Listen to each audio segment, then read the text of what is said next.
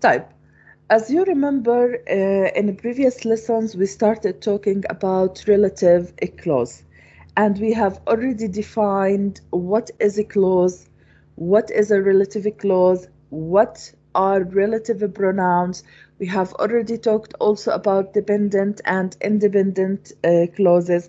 حكينا برضو عن الجمل المستقلة وغير المستقلة، شرحنا ايش هم relative pronouns، وبلشنا بآخر جزئية لما بلشنا نشرح بالdefining relative clauses والnon-defining relative clauses.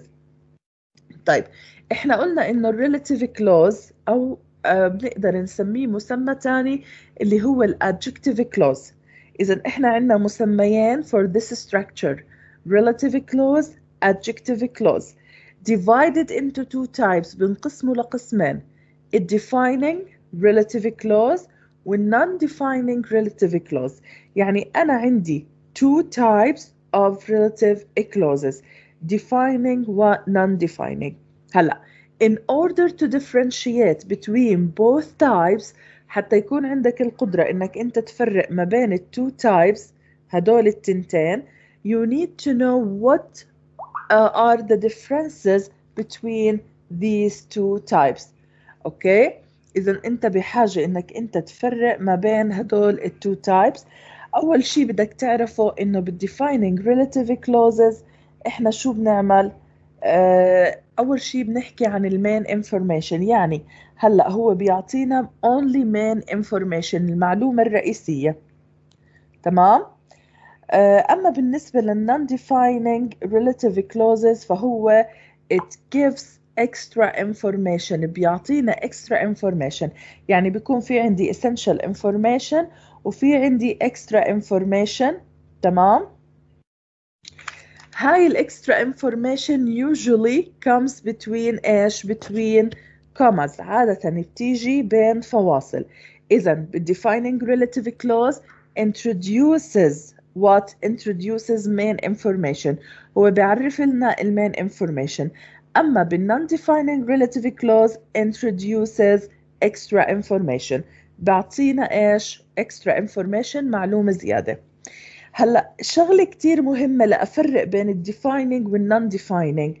بما انه defining relative clauses بيعطيني بس main information او essential information, there is no comma after the relative pronoun.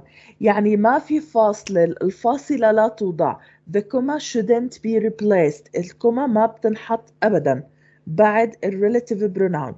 while in non-defining relative clause، ولكن في non-defining relative clause شو بنعمل؟ there is a comma. there is a comma. يعني أنا بيكون عندي إيش؟ comma. تمام؟ أو there is commas اللي هي فاصلتين. فأنا بحط الفاصلة الأولى بعد ال relative pronoun، وبعدين بحط ال extra information، بعدين بسكر بالفاصلة وبحط ال essential information. بهاي الطريقة تعلمنا وحكينا. طيب, المعلومة الثالثة يا مس إنه حكينا relative pronouns that we use in defining relative clauses اللي هم الهو والذات والwhich، وقلنا يعني بقدر استخدم الهو والwhich بدل هذات only in defining relative clause. الوير والوين والwhose، وعندنا كمان مثل ما أنا حكيت لكم الهوم but it's not very common. أما بالنسبة لل-non-defining relative clause فبنستخدم الهو والwhich والwhen والwhere والwhose but الذات ما بستخدمها. الذات لا تستخدم. طيب, الآن يا مس بلشنا إحنا as you remember defining relative clause non-defining. اليوم إن شاء الله رح ناخد last part of our lesson، يعني آخر جزئية من درسنا، وناخد هاي الإكزامبلز to answer it. انتبهوا علي كيف بدي أجاوب. طبعا أكيد رح أعطيكم ورك شيت تحلوها، ورح يكون في نقدر إنه نجاوب مع بعض وإلى آخره. أول شي هون ننتبه. Monday, this is the first example. Monday is the day we will come then. ننتبه هون. هلأ إحنا قلنا إنه we have clues in a sentence. يعني أنا عندي بالسنتنس دلائل بتدلني شو relative pronoun اللي لازم أستخدمه. هلا أنا لما بدي أجي أطلع هون do we have any extra information؟ ما عندي أي extra information. أول شغلة رح أنزلها Monday. أنا بدي أعرف إيش هو Monday. بنفع أحكي Monday which we will come is the day؟ طبعا incorrect، ما بصير بالطريقة هاي. أول شي بدي أحدد الريلاتيف بروناون اللي بدي أستخدمه. أنا عندي then، وإذا بتتذكروا لما أعطينا مثال على استخدام الريلاتيف بروناون for time للوقت، قلت لكم إنه whenever you see then it means you should use what؟ you should use when. الريلاتيف بروناون when، يعني أنا لما بشوف then at the end of the second clause أو second sentence directly بعرف إنه لازم أستخدم when. فبتصير Monday أوكي اللي هو يوم الاثنين. شو ماله يوم الاثنين هذا؟ باجي بكمل is the day. هلا أنا حددت الريلاتيف pronoun that I'm going to use، فبحط الريلاتيف pronoun when. أوكي when what؟ when we will come. إذا بتصير when we will come. إذا انتبهوا منيح معي يا مس. هلا قلت Monday is the day، إذا أنا بحكي عن يوم، واليوم طبعا أنا بحكي عن time. Monday is the day يعني يوم الاثنين هو اليوم. when we will come اليوم اللي رح نيجي فيه هو يوم الاثنين. هلا then هون ما بتنزل لي إياها. You cannot put it in defining relative clause or حتى بالnon defining ما بتقدر تنزلها لما تحول الجملة وتربط التو sentences. خلص لأنه اللي حل محلها إيش؟ اللي هو ال when. نيجي الآن لسنتنس نمبر 2.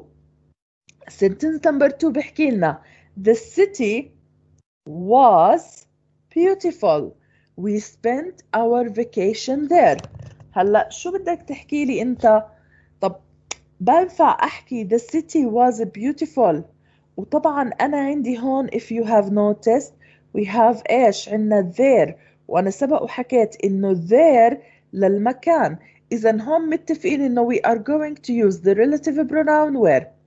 ولكن أنت هون بدك تيجي تحكي طب يا ترى هذا defining or non-defining relative clause.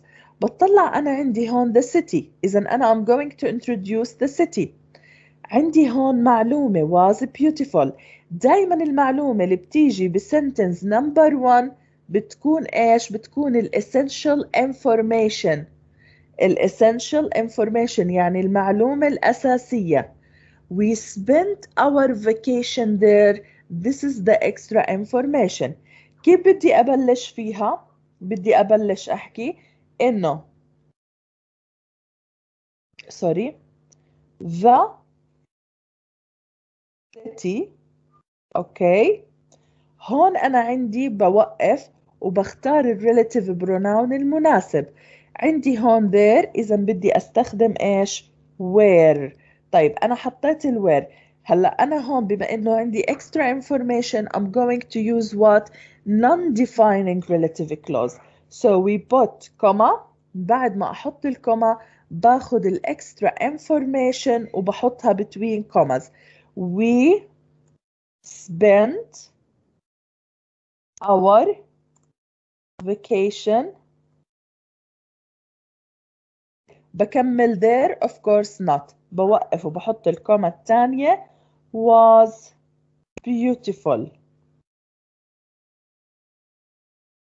sentence بتصير عندي the city يعني المدينة the city where المدينة اللي أنا تمام أو اللي إحنا أمضينا فيها عطلتنا. شايفين هاي شو بنسميها؟ بنسميها extra information. فبتصير the city where we spent our vacation was beautiful يعني المدينة اللي إحنا قضينا فيها إجازتنا كانت جميلة. هلأ الإكسترا information إنه we spent our vacation. شايفين الكوماز؟ بنركز إنه الكوماز لازم تكون موجودة. هاي أنا حط لك إياها بلون مختلف in order to differentiate it. حتى إنك تفرق بين الإكسترا انفورميشن والإسنشال انفورميشن. هاي طبعا يا مس اللي هي الإسنشال information was beautiful. So the city where we spent our vacation was beautiful. يعني المدينة اللي إحنا قضينا فيها إجازتنا كانت جميلة. ننتقل الآن لنمبر 3. The man gave me good advice. I spoke to him. تمام. The man gave me good advice. I spoke to him. شوفوا هاي, this is extra information. I'm going to introduce what? I'm going to introduce the man. فبنزل المان هون مثل ما هي. بتصير عندي the man. إذا I'm going to introduce الشخص اللي بدي أحكي عنه the man. برضو هاي الجملة non-defining what? Non-defining relative clause. هي non-defining وليست defining. ليش؟ لأنه we have extra information. هلا أنا حطيت the man. man عاقل. إيش relative pronoun المناسب؟ اللي هو of course who. The man who, comma, I spoke to. Okay. The man who I spoke to. اوكي.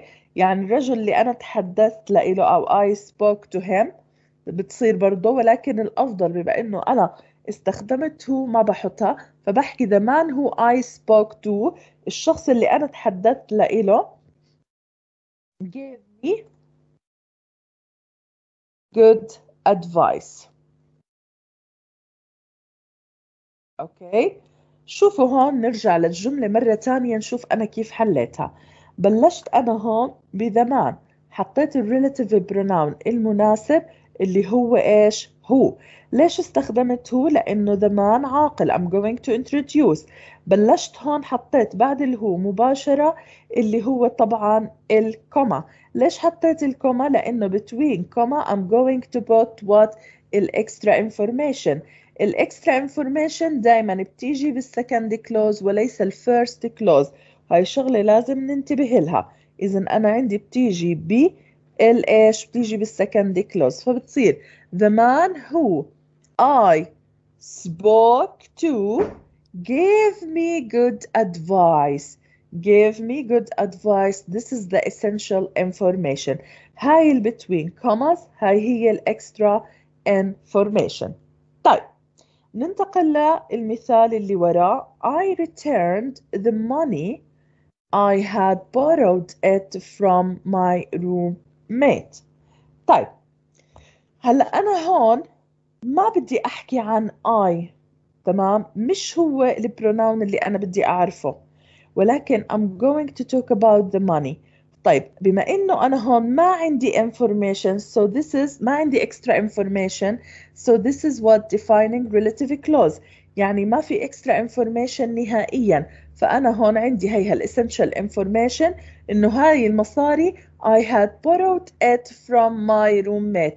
أنا إيش أخذتها من my roommate. خلينا نشوف كيف بتصير السنتنس. بنزل السنتنس اللي فوق مثل ما هي. I returned. Okay. I returned the money.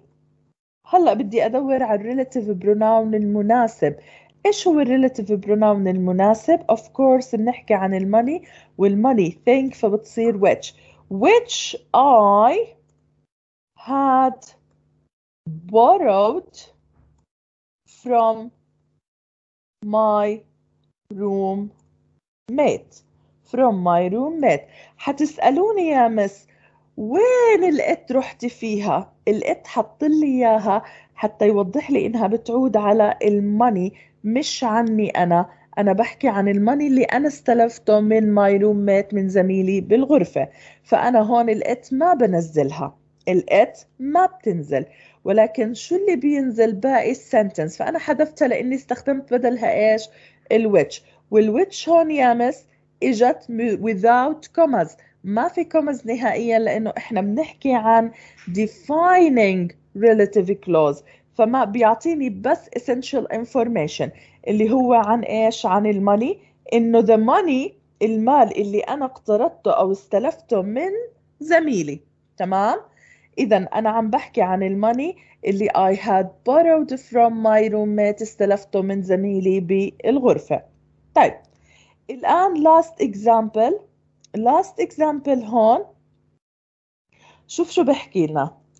1960s is the year the revolution took place then.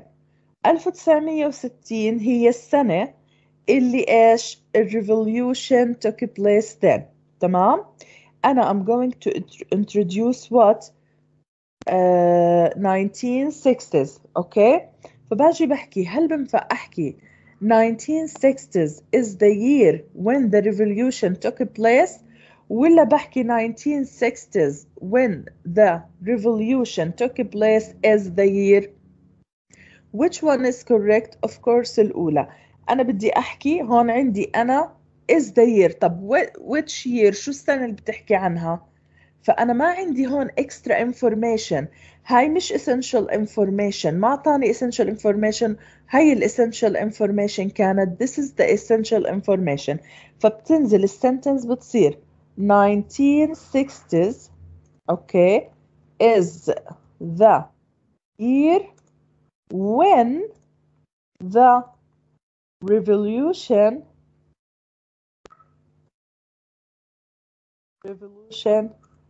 took place. إذا السنتنس صارت بالطريقة هاي. إذا 1960s is the year هي السنة when the revolution took place. طبعا then هون شو بنعمل فيها؟ we omit them because we don't need it anymore. بهيك احنا بنكون خلصنا شرح defining و non-defining relative clauses، حلينا أمثلة عليها، أعطينا many examples while we were explaining the grammar structure. كمان إحنا حكينا كتير examples وإحنا حلينا كتير examples وإحنا عم نشرح بالقاعدة. بهيك إحنا اليوم بنكون خلصناها. tomorrow إن شاء الله